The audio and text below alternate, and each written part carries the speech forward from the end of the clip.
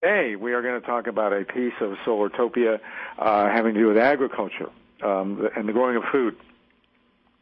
In the vision of Solartopia, we have a firm commitment to growing food organically and sustainably. And one of the truly horrifying developments in our culture, in such as it is, in our post-industrial society, is how bad our food is and how badly it's raised and how dangerously it's raised, actually.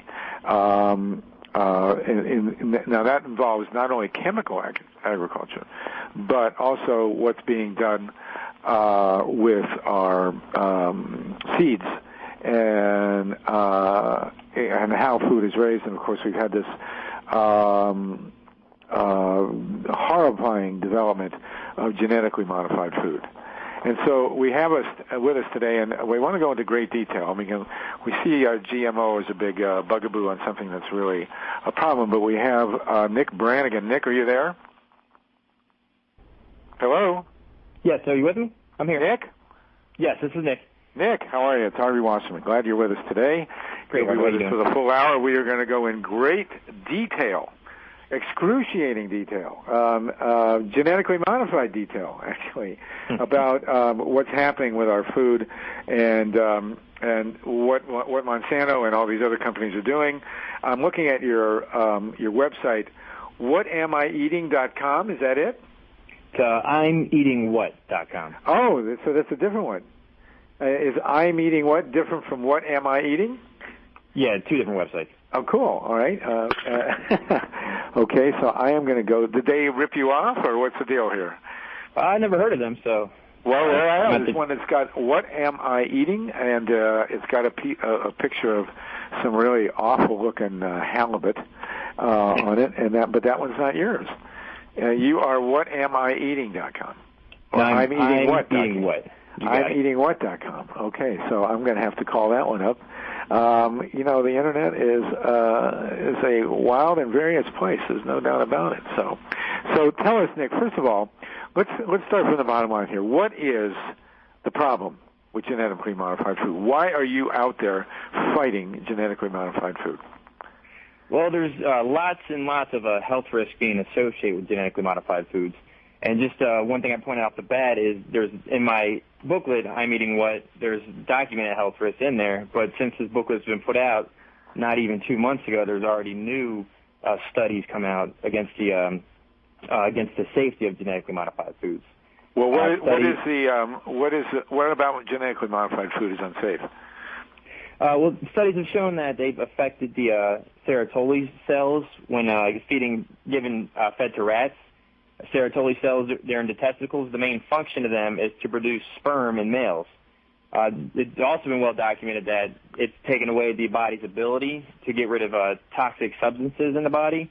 And we have an incredible resilient body, and the immune system is very tolerable of a lot of the substances that we take in. And the genetically modified foods have been shown to suppress that ability. Also, it's been shown to affect a lot of the major organs in the body, including the kidney, the liver, the heart, the adrenal glands, the spleen. And this is always in controlled studies most of the time, and compared to these animals being fed non-GM corn and non-GM soy. And there's also, and this hasn't, the other issue that's coming out is how it affects the gut flora. Now, there is shown, the gut flora, for those that don't know, is... Wait, before you run away here, what is gut flora? Sounds really appetizing. Yeah, that's the friendly bacteria in the body. See, there's good bacteria and there's bad bacteria, and the good bacteria is what helps us digest food, get rid of it, degrade it. And in one human feeding study, the only human feeding study done, it's showing that the GMO DNA, which the GMO spin doctors say isn't supposed to make it to the small intestine, does make it to the small intestine. And that is affecting, actually changing the DNA of the gut flora of the friendly bacteria in the human body. Well, tell us, what happens to you when your gut flora gets wrecked? What's the problem? Well, the body won't have the ability to digest food like it's naturally supposed to.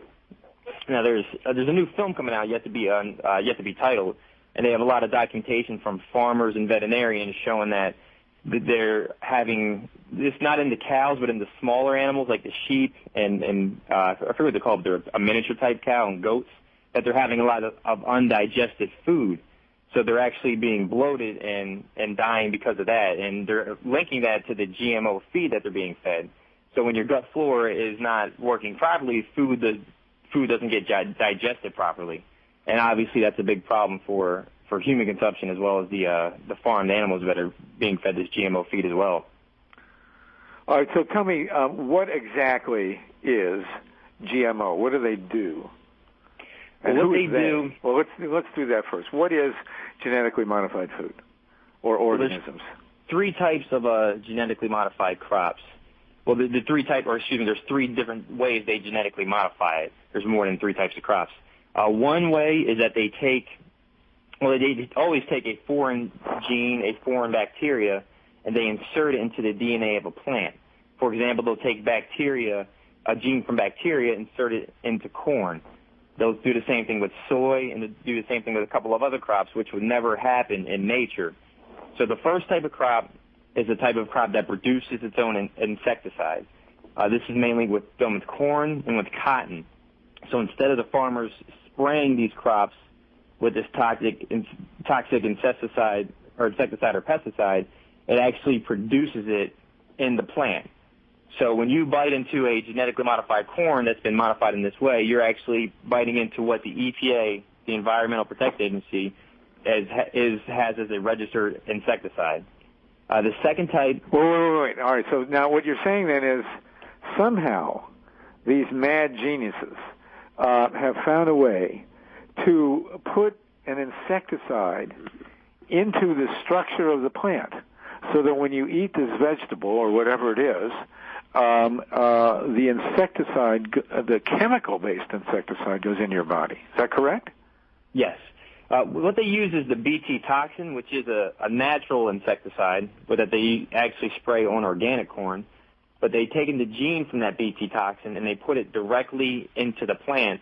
So instead of being sprayed with the Bt toxin, the plant actually produces the Bt toxin at a much, much higher concentration than it would if it's being sprayed with it. All right. Well, but this is key, because my understanding is that most plants, or at least many plants, do have built-in insect repellers, and so that when we eat a lot of plants, we do take in some kind of insect repellent that's natural.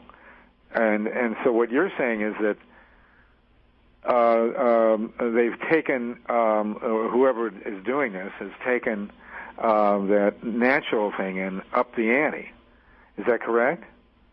It's somewhat correct. A lot of what you're referring to is the plant's natural ability to produce its own natural insecticide, to where it's right. not an actual. It's from the plant. Like one example is a compound called sylvestros, which is found to fight cancer. So certain plants produce sylvestros, so bugs won't eat them. And when we eat these plants, we get the natural sylvestros from the plants. What they've done is taken a completely foreign gene, foreign to the plant, and artificially inserted it into the plant. So now it produces the insecticide completely away from its natural capabilities. Does that make sense? Did I explain that properly? I hope you did. I mean, I assume you did. And so what you're saying is, lots of plants have these natural things, and you're saying as long as it's based in nature, it's okay. But once they start messing with it, it becomes toxic. Yeah, basically the natural, what you're referring to is found in plants that are grown in the wild. There's no human intervention. It just does this on its own, the way its natural DNA it's supposed to make it do. But the ones that we are eating, the corn and the cotton, which is found in cottonseed oil and a lot of processed foods, have been done inside a laboratory. And what I said earlier is that the corn is actually registered with the Environmental Protection Agency as a registered insecticide, just like a can of Ray that you would spray on cockroaches is. So that's very comforting to know that corn is in the same line as a can of Raid. A can of Raid. Okay, well, on your website, your cover sheet pretty striking graphic, actually. People should go to, if you want, while you're looking, I don't know if you can get two websites simultaneously on your computer, but I'm eating what? IMEATINGWHAT.com. And you've got a big black screen with a skull and crossbones that has GMO across the forehead, and then crossed corn like bones. Very appealing. So what corn is a pesticide? Can you tell us what corn to avoid, or can we only just go to the store and look for stuff that's organic? As far as corn is the most complicated one because it's in the range of, the numbers are always different, but it's always in the range of 85 to 95% of corn has been genetically modified. 85 to 90%? In the United States and Canada. Does that 85?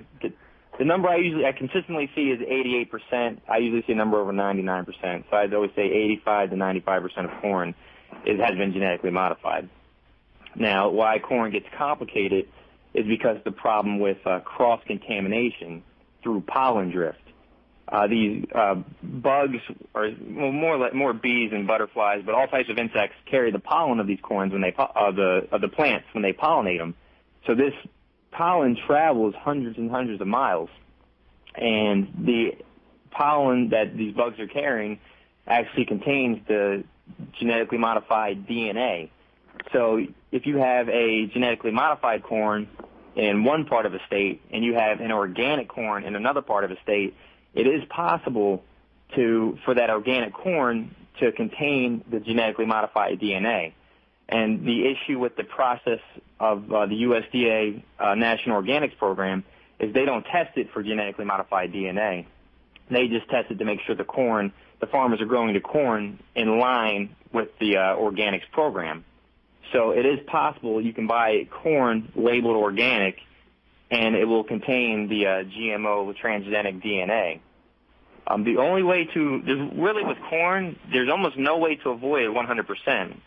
Now, when corn is in processed food, it can be verified as genetically as a non-GMO. There's the non-GMO project where they will test the corn to see if the level of corn is less than 0.09% genetically modified. So at worst case scenario, if you eat corn with the non-GMO verified label on it, it will be less than 1% GMO DNA in it. But the way the corn pollinates, there's no way to avoid it 100%. And when you buy corn and just regular stalks of corn in the store, as far as I know, there is no non-GMO verified corn produce. So that's the roll of the dice. If it's organic, it's your best bet. If it's not organic, there's a 90% chance it's been genetically modified.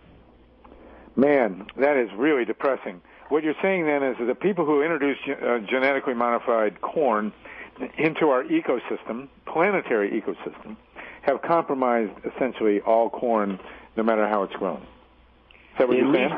Yeah, at least in America and in Canada, where these are the two major growing countries. They have exactly what I'm saying. They have compromised every bit of corn, and there's no recall on this. You know, if they decide to take genetically modified foods off the market tomorrow and completely make it illegal to grow it, completely make it illegal to ban it, if they switch over to the conventional seeds, those conventional seeds will still grow with those genetically modified traits for who knows how many years. Like one study I heard went from, I don't know if it was on corn, but it was on a GMO crop, to where they switched it from GMO seeds to conventional seeds, and the study only went 7 years, and those 7 years, all those crops were still grown with the GMO seeds in them. So that's the really, really unfortunate part is that there is no recall. There is no turning back immediately. If we could rid these crops, corn in particular, of the transgenic DNA, it would still take years for that to happen. We're talking with Nick Brannigan. His website is I'mEatingWhat.com, IMEATINGWHAT.com. Obviously an expert on genetically modified foods. Not the happiest message I've heard. I mean, you're saying basically that our corn crop is permanently and irrevocably compromised. What about Europe? Should we start importing our corn from Europe or Latin America? Yeah, that is an option. a lot of companies, they do, when it comes to corn derivative ingredients, and there's hundreds of them, a lot of organic companies will import their corn products from Europe. Europe, essentially, the European consumers, rather, of the European Union rejected genetically modifying genetically modified ingredients in the late 90s. So we started doing the GMO crops in America in about 95, 96, and it was the same with Europe, but the ball never really got rolling with their GMO corn, or their GMO crops, rather, because they just flat out rejected them based on news that was getting read at the time in Europe that doesn't get reported here. So, well, how'd they do that? How'd they do it in Europe and not here? Aren't we a democracy? Well, on one level we are. In Europe, what happened, there was a scientist named Arpad Pusztai. I apologize if I'm misspelling his name. He went into, or mispronouncing his name, he was hired to test for the safety of a genetically modified potato. And he was for the process of genetically modifying it. He thought it was a good thing. And when he tested it on rats, he was showing some of the adverse effects that I was talking about earlier. And he went on a national news program, and I believe it was just a 30-second segment. He said that these are a bad idea. We shouldn't genetically modify these foods, and it's the wrong thing to do. And it was he actually got fired from his job a couple of days later. What was his job? What did he get fired from? It was, I don't remember the exact office, but it was within the government of in the European, one of the offices in England. A governmental safety assessing position. I don't remember the exact position or the exact department, but he worked for the government. Like, I guess our equivalent to the FDA. And so after he went on the newscast saying how bad genetically modified food was, a couple of days later he was fired from his job.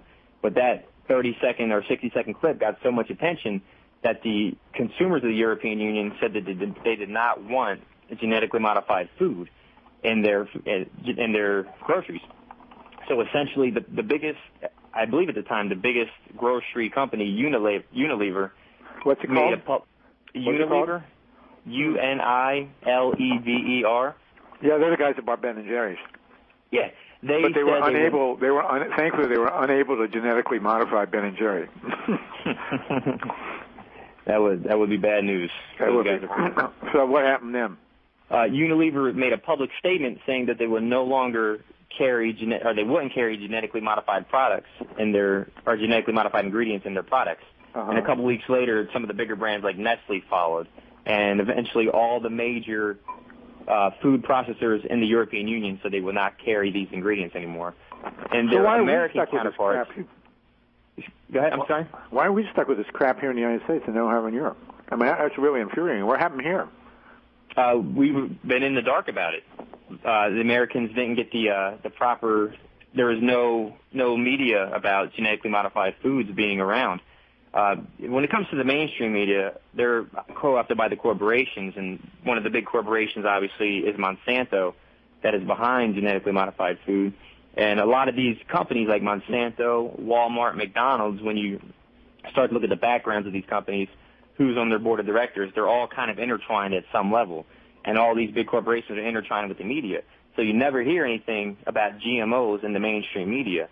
You might read a little article here and there, like on the New York Times website or a company like that, but it's always a spin article saying how good GMOs are. But on the big news companies, the big, like the CNN, the Fox News, MSNBC, on their big news stations and the newspapers, you never actually read, you never actually hear anything about genetically modified foods.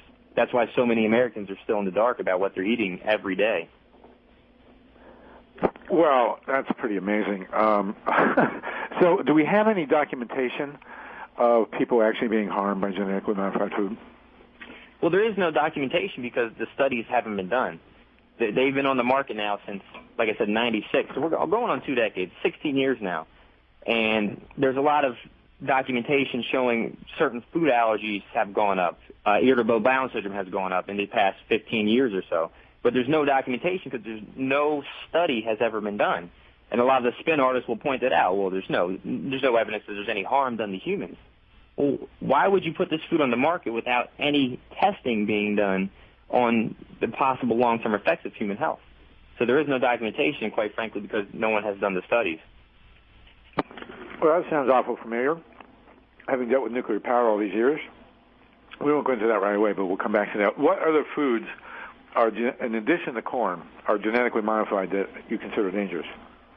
The major crops there's 5 major ones, and that would be corn, like we said, soy, sugar beet, which is, just to go on that, it's not the same thing as cane sugar. If you see sugar listed on a label of food, it's likely to be some beet sugar, which is genetically modified. Mm-hmm. Canola oil is the next big one. Cotton, which is in cottonseed oil in a lot of processed foods. Mm-hmm. All Hawaiian papaya. Also, is there any danger in wearing cotton shirts with cotton that's genetically modified? That's something that's always intrigued me because that's really hard to tell. What I always tell people is when it comes to hygiene cotton products like Q-tips, baby wipes, tampons, buy those organic because those are actually coming into really close contact with sensitive parts of the body. As far as the clothes go, I don't know, if it's dangerous to have these against your skin for hours and hours at a time. Well, you mentioned something that's kind of terrifying. Q-tips, and I suppose tampons made with genetically modified cotton. Would that cause problems? Not that I'm aware of. I don't take the risk though. I don't. I have a 4-year-old daughter, and we still use wipes when it comes to using the bathroom. If I'm getting into detail, but we get them organic. And I didn't go out and throw out all my wardrobe once I started to find this research. But when I do buy new shirts, I buy organic shirts, or shirts made with organic cotton rather. Wow. So it's hard to tell if there's any danger in sticking a Q-tip with genetically modified cotton in your ear. It's not. I don't think it would be as dangerous as eating a genetically modified cottonseed product because it's not going into your body. So I think that's more on the lower risk end as far as cotton goes. All right. We were about to break. We're with Nick Brannigan, who runs the I'mEatingWhat.com website, I'mEatingWhat.com, talking about genetically modified food. Nick, you have a free ebook offered at your website. Can you tell us about that? Yeah, the free ebook is based on the same title, I'm Eating What, the health risk of genetically modified foods and 10 real-world solutions to avoid them. And that's the best part about the book that I like to point out to people is that a lot of the stuff you hear on GMOs is 95% gloom and doom, then 5% a couple things we can do to avoid them. Well, I have 10 solutions that people can implement into their lives. If you read this book today, at the end of 30 days, you could be completely avoiding GMO foods just by implementing one solution every few days into your life. All right, we're going to take a break with Nick Brannigan and genetically modified foods. When we come back, Nick, let's talk about those 10 real-world solutions to avoiding ingesting genetically modified food. I also want to talk about the honeybees. I know that's not a GMO issue, but it sure worries me. We are at the Solartopia Green Power and Wellness Show. I'm Harvey Wasserman. We're going to listen to the great Dana Lyons for a little bit here and take a break. Suburbia, mudslide, traffic jam, road rage, asthma, famine, leukemia. It's time to get a better plan. Solartopia is home sweet home to me. That's the future for me. Green-powered energy, windmills, hydrogen, photovoltaic cells with solar panels everywhere. Solar cars, fast trains, bicycles, hydroplanes get you home in under an hour. Clean air, water, all right. We are with Dana Lyons here singing the Solartopia Rocky Top song. Thank you, Dana. You're just way too cool. I love Dana Lyons. And I love his song there. We're with Nick Brannigan of the I'mEatingWhat.com website. We've been having an extremely depressing conversation about genetically modified foods and how bad they are. And Nick, you have on your website. Well, first of all, I want to name some names here. Who's doing this? Who's modifying these foods and why? Well, it's the major company is Monsanto. Which is probably one of the worst companies ever on earth. And they're right hand in hand with the White House and the FDA. And the big reason of why they're genetically modifying them on the surface is to control the food supply. They have a patent on these seeds to where if a farmer uses these seeds without telling them, they will sue that farmer and take over their farm. Now, I'm not too big on the farming aspect of it on actual farming, but one thing farmers do from season to season is save seeds so they can replant in the next season. With genetically modified seeds, they don't have that option. So when they go into a country, for example, after the Haiti earthquake a couple of years ago, they donated tons and tons of seeds to the Haitian farmers, and the Haitian farmers rejected the donation. And the reason for that being is they plant those seeds the first time. Next season, they have to buy seeds back from Monsanto, because if they go back to planting conventional seeds, like we said earlier, the conventional seeds will still contain that patented GMO DNA. So they have to buy from Monsanto's year after year. You mean legally they're required? Legally they are required. They have an agreement that they would sign with the company, with Monsanto, to replant those seeds year after year.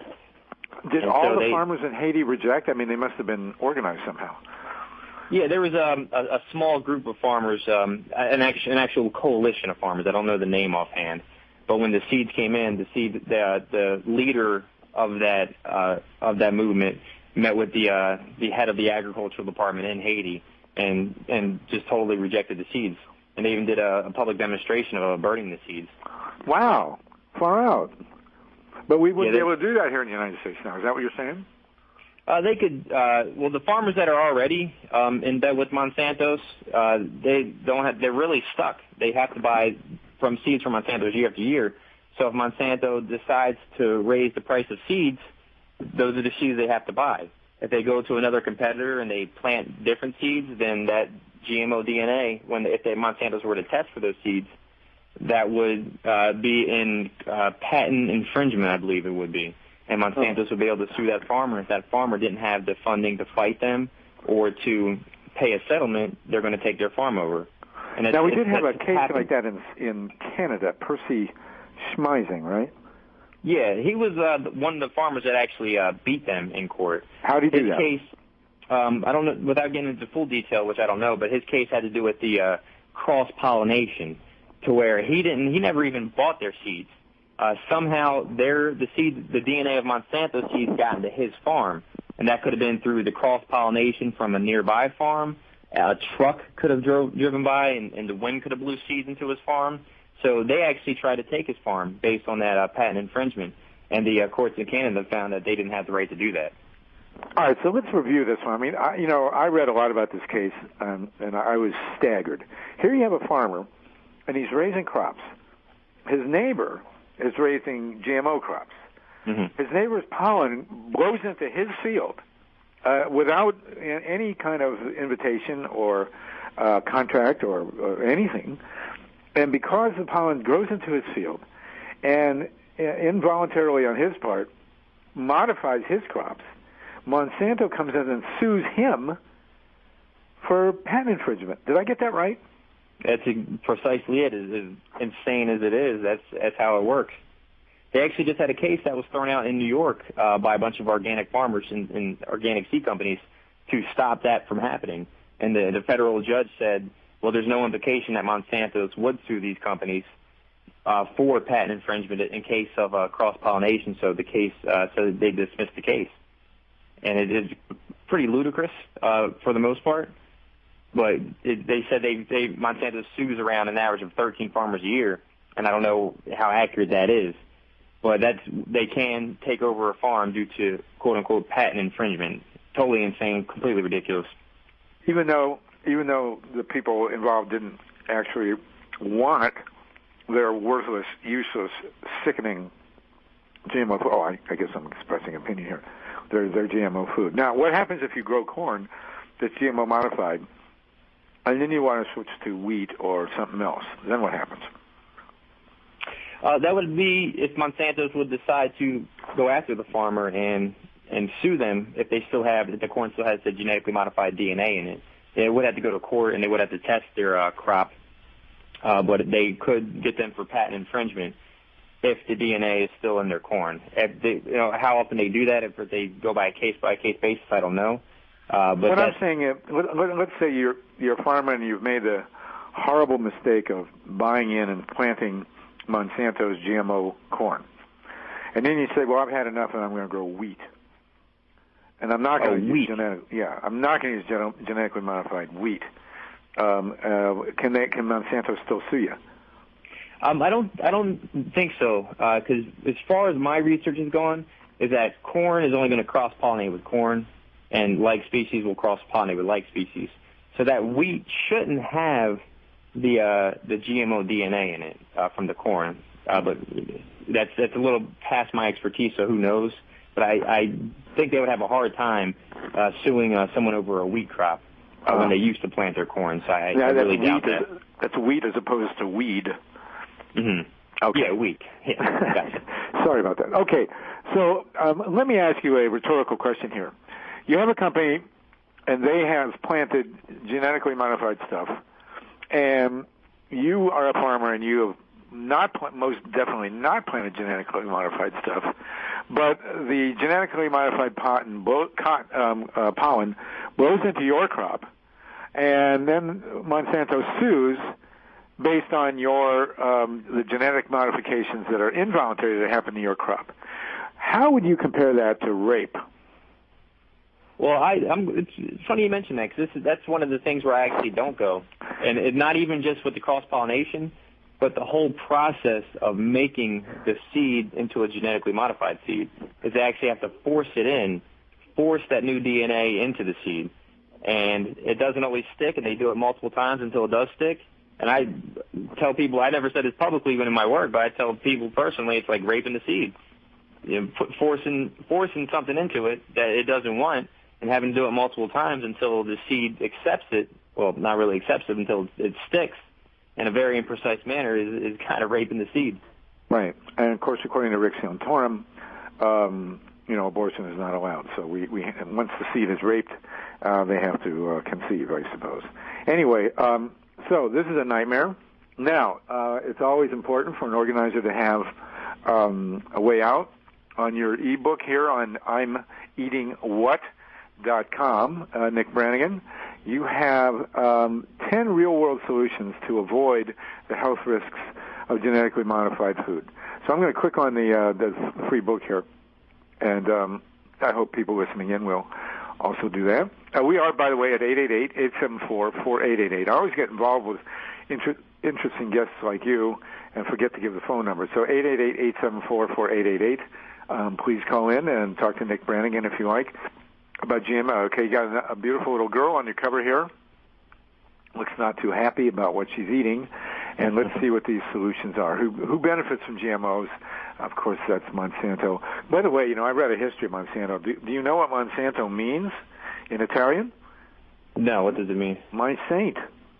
Oh. The people who founded Monsanto way back a century ago were devout Catholics. And Monsanto means my saint. Saint or Satan? Yeah, well, there you go. That might be a little more appropriate. Yeah, but saint is the technical Italian translation. So, solution number one: stop making excuses. Okay, what do you think?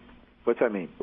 That's the most important one, in my opinion, is that people in America, we're on what we call the standard American diet, which is basically processed and refined garbage.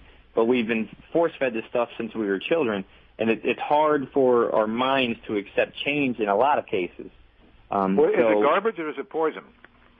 Or both? Poisonous garbage is probably the most important, more accurate. Mm-hmm. As far as the genetically modified goes, it's more than poison and garbage at the same time in a whole different light. But a lot of people, they don't want to get out of their comfort zone and make the proper changes. So they just rather keep feeding their kids knowing this information and thinking everything's going to be okay. So all right. we got to give Go ahead. Yeah. So we acknowledge the problem, right? Yeah, we acknowledge the problem. We stop making excuses and we start making change.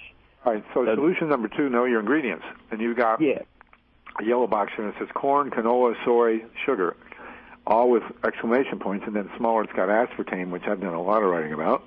And those of you who want an excuse to go look at Hustler magazine, I have a big piece in Hustler about aspartame, alfalfa, Hawaiian papaya, zucchini, and squash.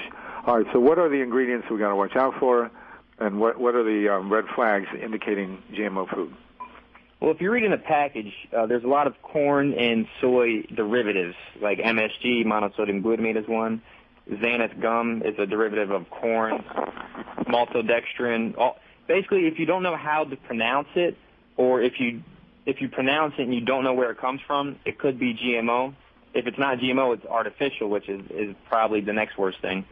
When you bring up the honeybees earlier, non-organic honey can contain that genetically modified pollen.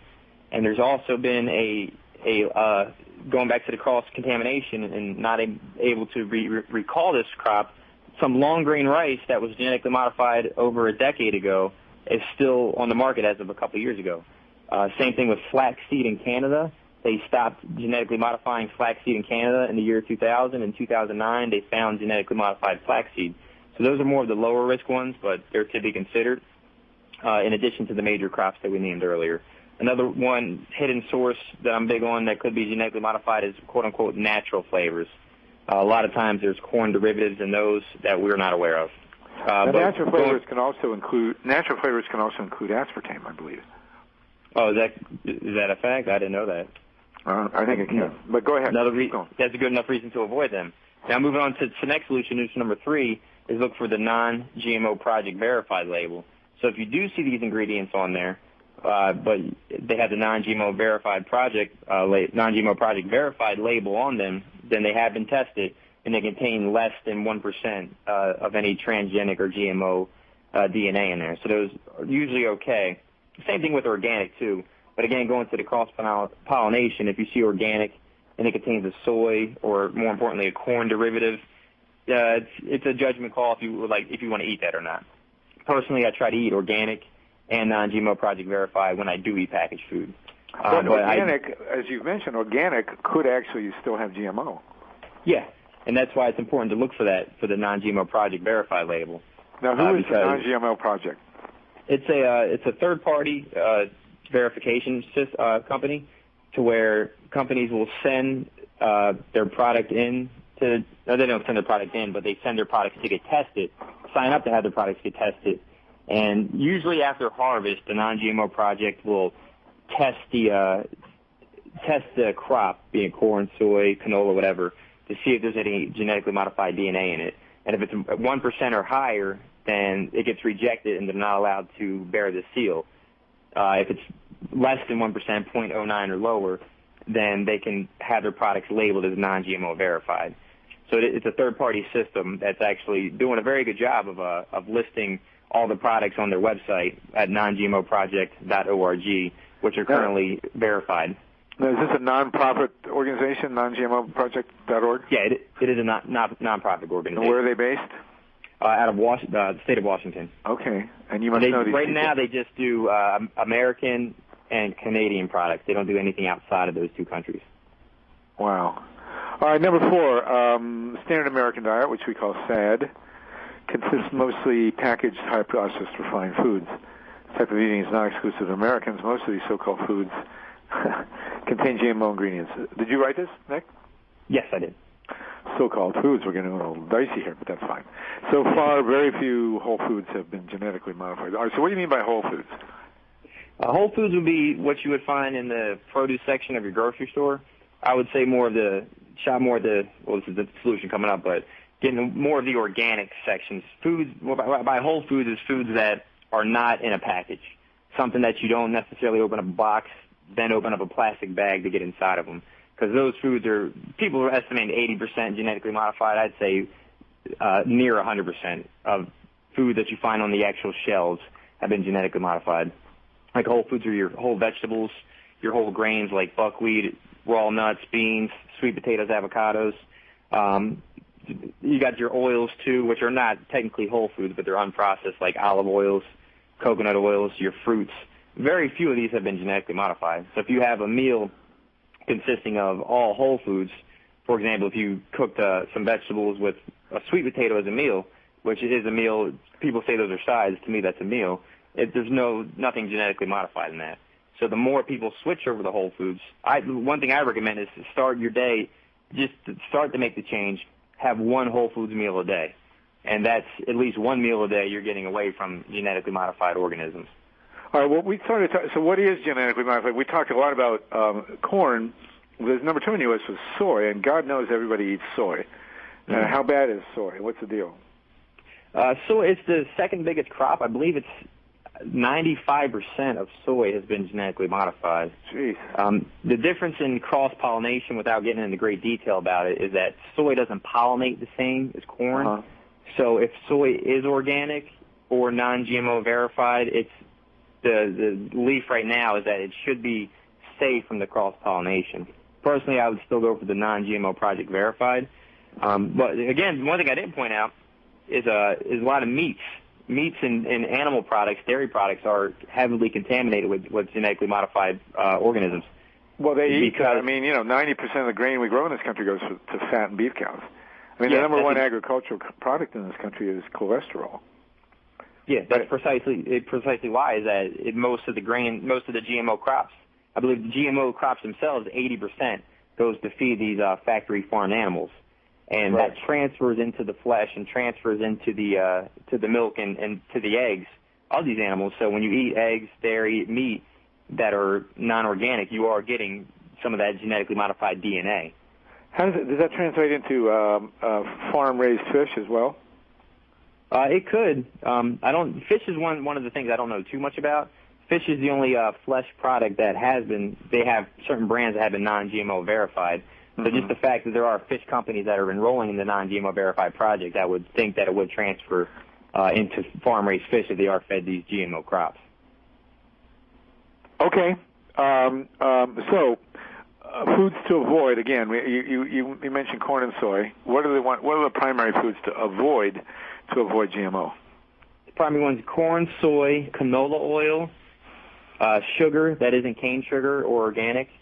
We could talk about aspartame all day. Just avoid aspartame anyway. Oh, aspartame deserves. Not only does aspartame deserve an entire show or two, but it also deserves Donald Rumsfeld going to prison. But we'll talk about that another time. Yeah. Yeah, there's another saint for you. Well, he's not Monsanto. He may be your Santo. I'm sure he's not yours either. Okay. Another big one too is this is something I've only found out about a year or so ago, but a lot of vitamins contain tons of genetically modified derivatives in them. Oh my God! Sucrose, fructose. These all come from either sugar or corn. So if you take vitamins, either take them from whole food sources or organic vitamins. And that's just the food ingredients that we're talking about. These synthetic vitamins, a lot of them have been made from a genetically modified microorganism. That's a whole other topic to go on. And there's so many different synthetic vitamins, and it's so hard to track which ones are GMO and which ones aren't. It's just best to completely take whole food and organic vitamins. Wow. All right, now Solution 5, nowhere to shop. This is Nick Brannigan we're talking with. He's got a website, imeatingwhat.com, which has a free book, and we're going through 10 solutions how to deal with avoiding genetically modified foods, and we are at 2:54. We have 6 minutes left. Jesus, flew by. You're a very good guest, Nick. You're very articulate, so I'm glad to have you on. You adhere to the cardinal rule of radio, which is never be boring. So nowhere to shop. You're saying here that Whole Foods and Trader Joe's may be good, but then you go on to say that Trader Joe's claims that all their products are free from GMOs, but does not label them as such or take any steps to verify them as non-GMO. Yeah, so the point I'm trying to make to people here is this is when I had people review this book, I got a lot of flack about this page. But Trader Joe's and Whole Foods, they have all the products that are organic, all the products that are non-GMO. But don't walk into these places, into these stores, trusting that everything in the store is non-GMO. If I pick up a Trader Joe's brand food and I see there's a soy product in it and it's not organic and it's not non-GMO verified, they need to prove that it's not genetically modified instead of just saying it is. Right. I shop at both of these stores on a weekly basis. So they are one of the best options, but just don't trust everything in the store. And as far as conventional stores go, the main reason I say to avoid them until you get educated at least, because a lot of these stores have little organic sections in the store, but they blur the line between quote-unquote natural products and organic products. A lot of these so-called natural products can contain genetically modified ingredients. And people think it's natural. They see a box of crackers next to an organic box of crackers, and they think they're the same thing, and they're not. So it's until you know your ingredients avoid conventional grocery stores. But again, shop at Trader Joe's, shop at Whole Foods, but don't trust that every product in there has not been genetically modified. All right, let's run through the remaining steps of your 10-point program here. Make a plan. What's that mean? Know what you're eating before you wake up in the day. It's as simple as sitting down and the night before and planning breakfast, lunch, and dinner, or at least to start with until you get used to doing it. It's just plan one meal. Because when you're in a situation where you might be running late and you pull through that fast food line, and that's, if you're eating fast food, you're eating GMO in every bite you eat. But when you plan your meals ahead of time, it's easier to avoid GMOs. Okay, the next step? That would be right now there's a labeling campaign. The solution says start a grassroots labeling campaign, but this has been started in California. So if you live in California, and this is a big one, between now and mid-April, they're collecting signatures to get all genetically modified food in California labeled.